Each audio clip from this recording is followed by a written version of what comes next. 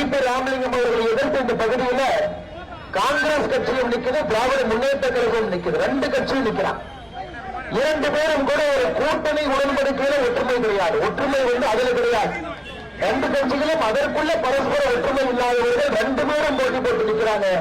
எப்படி இந்த கூட்டணி புதுச்சேரிக்கு ஒரு நிலையான ஆட்சியை கொடுத்தாலும் நீங்க யோசிச்சு பாருங்க.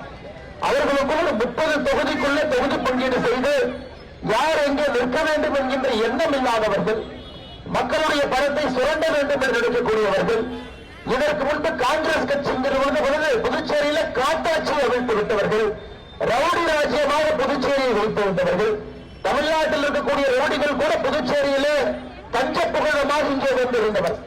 நம்முடைய ஆட்சி வந்த பிறகு கடந்த 5 ஆண்டுகளில் தேசிய ஜனநாயக கூட்டணி ஆட்சி வந்த பிறகு மக்கள் எல்லாம் பெரிதும் போற்றக்கூடிய ஐயா ரங்கசாமி அவர்கள் இந்த பகுதியினுடைய முதல்வராக கடந்த 5 ஆண்டு காலமாக ஒரு அமைதி பூங்காவாக புதுச்சேரியை மாற்றியது மட்டுமல்ல, தொழில் புரட்சியிலிருந்து ஒரு பெரிய வரலாற்று சாதனை 5 ஆண்டு காலத்தில் செய்திருக்கிறார்.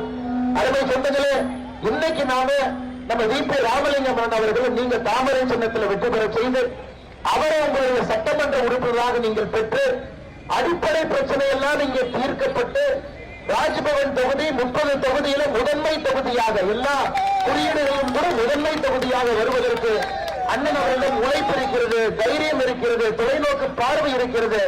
கட்சி முழுமையாக அண்ணன் வி.பி. ராமலிங்கம் அவர்களுடன் இருக்கிறது. அதனால் இந்த சுட்டரிக்கின்ற வெயில பொறுப்பெடுக்காம இங்க இருக்கக்கூடிய தொண்டர்கள் எல்லோரும் கால்நடையாக வாகனத்தில் வரப்போறீங்க. பொதுமக்களை சந்திக்க போகின்றோம். அவங்களுடைய வாக்கு கேட்க போறோம்.